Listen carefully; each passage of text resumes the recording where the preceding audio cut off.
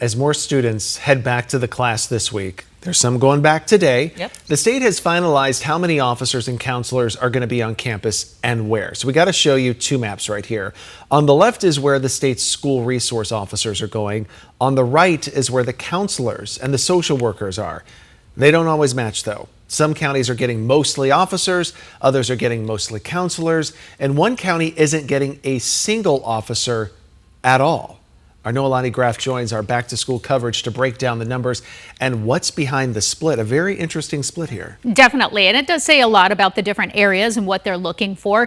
Overall, though, as kids walk back into schools, the state says that every school's top priority request, be it an officer or a counselor, is funded this year. But that does come with an asterisk.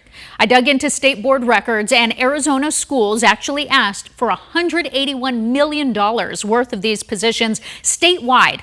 That was more than double what the state had budgeted. An 11th hour funding move did help fill more requests, but hundreds of schools that wanted a second officer or counselor are still waiting.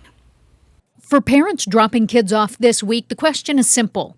Who's keeping watch? The Arizona Department of Education says every school's top priority request is funded this year. 552 officer positions, 523 mental health professionals, counselors, social workers across the state. I believe in preventing the bad thing from happening by having police officers work with our counselors, and social workers were best suited to do that. Maricopa County alone accounts for more than half of every position funded statewide. Coconino County got 7 counselors and social workers, no officers. But funded comes with a catch. Schools can request multiple positions. The state ranks the top priority, who's needed most, then additional requests, which only gets funded if there's money left over. This year, AZ-Ed confirms 435 second position requests remain unfunded. That's 162 additional officer and juvenile probation officers and 273 counselor and social worker positions. Closing that gap would take another $48 million. $78.7 million that's available to be awarded.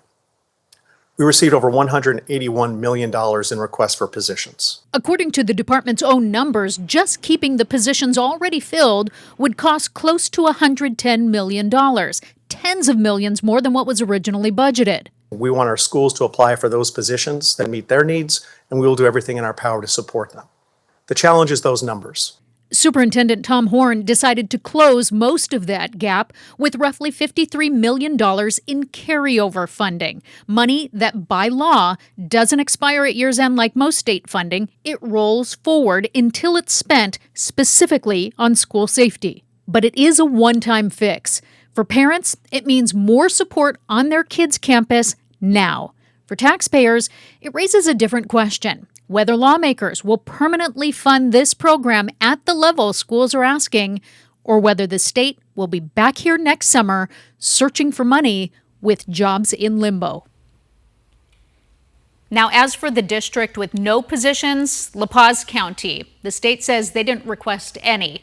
The main legislative fix here, though, that could have helped close that remaining gap, an amended bill that would have added $40 million to the program permanently. It did pass the House, and then it stalled in a Senate committee this session. So that does mean that many of the people in those positions this year don't know if they're going to have a job beyond this school year. And that's your Education Impact. Wow.